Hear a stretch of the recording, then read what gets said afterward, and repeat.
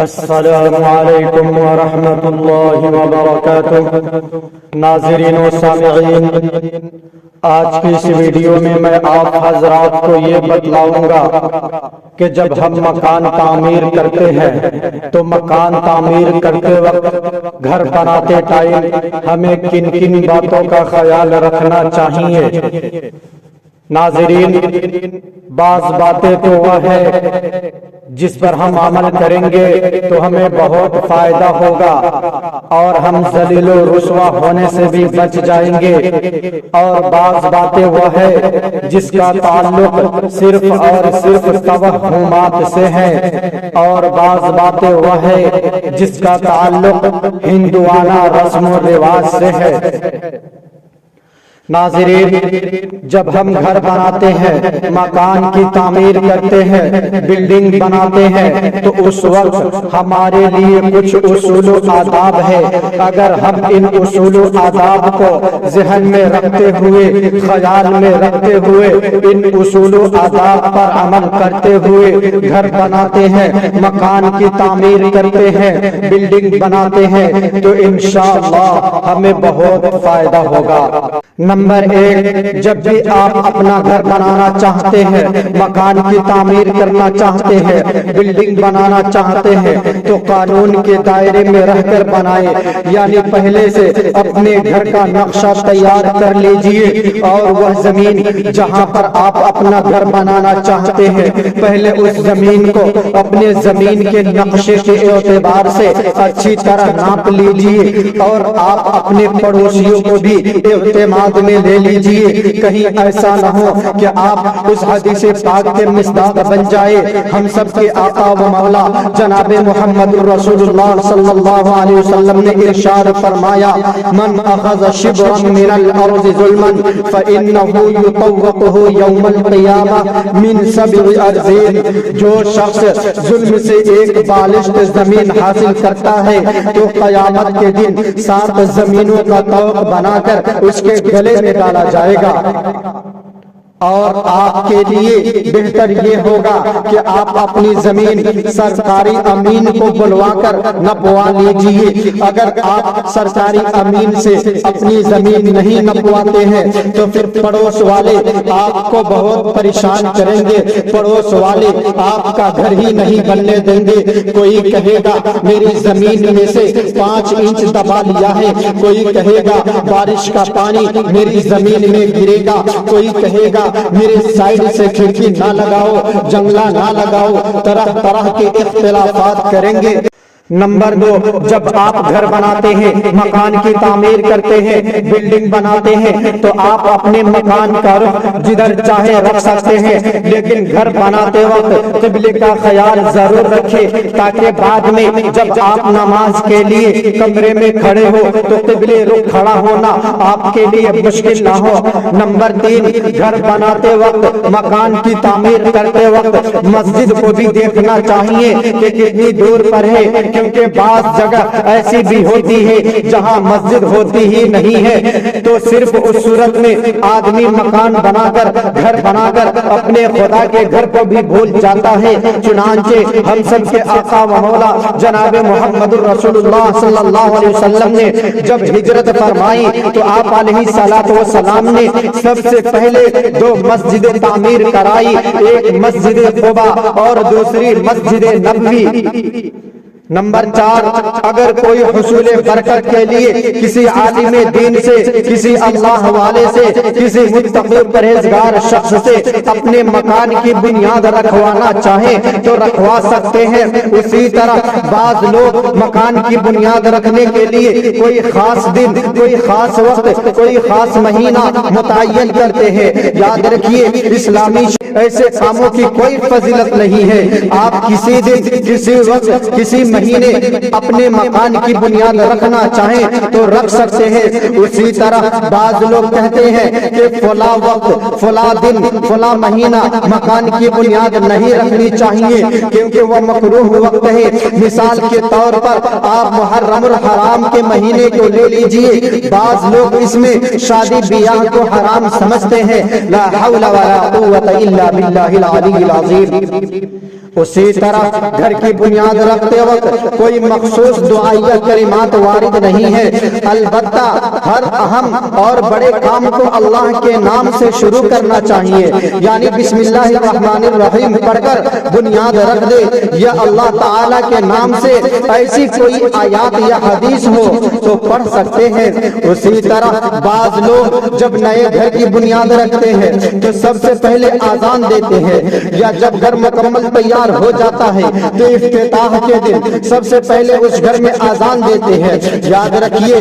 नए घर के इफ्तिताह के दिन आजान देना ये साबित नहीं। उसी तरह बाज लोग जब नए घर की बुनियाद रखते हैं तो बिल्डिंग के सुतून में सोने और चांदी के टुकड़े डालते हैं, या राज रुपये के सिक्के डालते हैं, या नारियल फोड़ते हैं, और ऐसे ही दूसरे गैर मजहबी अफआल और रिवाज पर अमल करते हैं और गैर मजहब वालों की इत्तिबा करते हैं। याद रखिए, हम सब के आका व मौला जनाब मोहम्मद रसूलुल्लाह सल्लल्लाहु अलैहि वसल्लम ने इरशाद फरमाया, मन तशब्बह बिकौमिन फहुव मिनहुम, कि जो शख्स किसी कौम की मुशाबिहत इख्तियार करे वो उन्हीं में से है। इसलिए हम तमाम अहले इस्लाम को इन सब रस्म रिवाज से बचना बेहद जरूरी है। नाज़रीन, घर बनाते वक्त, मकान की तामीर करते वक्त नमाज के लिए भी एक कमरा मखसूस करना चाहिए, और उस कमरे में किसी आलिम दीन से, किसी नेक और परहेजगार इंसान से 2 रकात नमाज भी पढ़वाना चाहिए तो ज्यादा बेहतर होगा,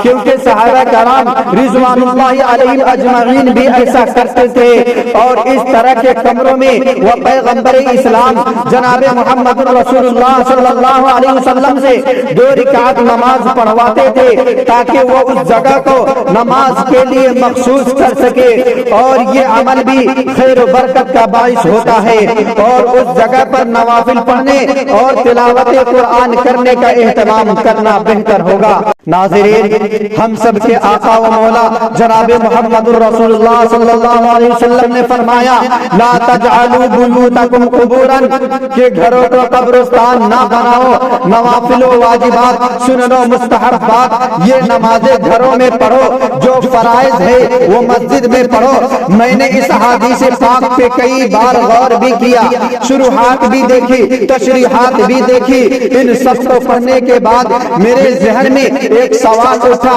कि ये जो आजकल घरों में लोगों को शिकायत है कि मेरे घर में जिन्नात है, मेरे घर में चुड़ैल का साया है, मेरे घर में आसेब है, कभी ये शिकायत तो कभी वो शिकायत। भाई, इन सब सवालों का जवाब सिर्फ और सिर्फ यही है कि आपने घर में सुन्नतें पढ़ना छोड़ दी है, आपने घर में मुस्तहब्बात पढ़ना छोड़ दी है,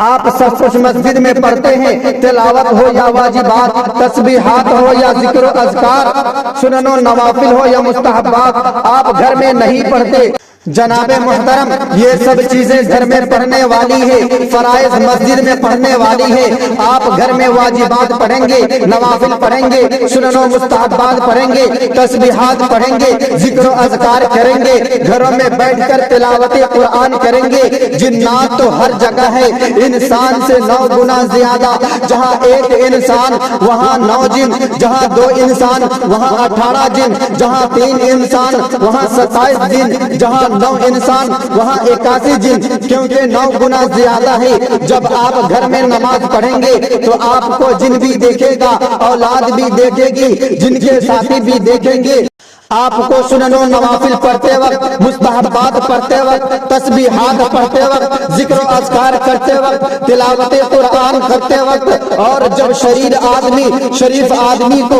हालत नमाज में देखता है तो कुदरती तौर पे उस पर रोब आ जाता है, दबदबा आ जाता है, हैबत आ जाती है, जलालत उस पे फिट हो जाती है। जी हाँ, वह आपको नमाज की हालत में देखकर ऑटोमेटिक डर जाता है। ठीक उसी तरह शरीर जिन्नात भी आपको नमाज की हालत में देखकर डर जाता है। शरीर जिन्नात भी आपको नमाज की हालत में देखकर किनारा हो जाता है। शरीर जिन्नात भी आपको नमाज की हालत में देखकर इधर उधर के मामलात में चला जाता है। आपने घर में नमाज नफल पढ़ना छोड़ दी, आपने घर में नमाज वाजिबात पढ़ना छोड़ दी, आपने घर में नमाज मुस्तहबात पढ़ना छोड़ दी, आपने घर में तस्बीहात نعت پڑھنی چھوڑ دی، آپ نے گھر میں ذکر و اذکار کرنی چھوڑ دی، آپ نے گھر میں قرآن پاک کی تلاوت کرنی چھوڑ دی، تو پھر جن بھی آپ کے اوپر سرکش ہو گیا۔ ناظرین، نیا مکان بنانے کے بعد، نیا گھر بنانے کے بعد لوگوں کو دعوت کھلانے سے متعلق اور نئے گھر میں قرآن کریم کی سورتیں وغیرہ پڑھنے سے متعلق چند باتیں میں آپ حضرات کی خدمت میں پیش کرتا ہوں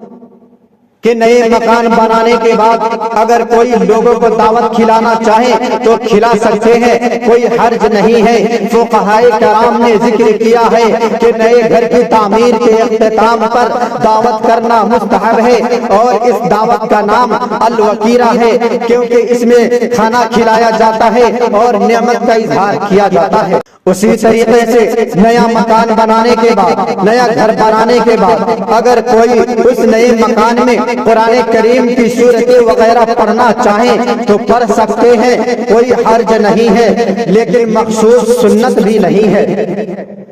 اور میں آپ کی خدمت میں چند سورتوں کے نام پیش کرتا ہوں، اگر کوئی نئی یا پرانے مکان میں پڑھنا چاہیں تو پڑھ سکتے ہیں، کیونکہ یہ سورتیں مجربات میں سے ہے۔ نمبر 1 سورۃ البقرہ ایک مرتبہ پڑھے، نمبر 2 سورۃ الفتح ایک مرتبہ پڑھے، نمبر 3 سورہ محمد ایک مرتبہ پڑھے، نمبر 4 آیت الکرسی 7 مرتبہ پڑھے، نمبر 5 قل اعوذ برب الفلق 7 مرتبہ پڑھے، نمبر 6 قل اعوذ برب الناس 7 مرتبہ پڑھے، اور پانی پر دم کر کے مکان میں چاروں طرف ہلکا ہلکا پانی چھڑک دے، اور نئے مکان میں جاتے ہی شکرانے کے طور پر 2 رکعت نفل نماز ادا کر لینا چاہیے۔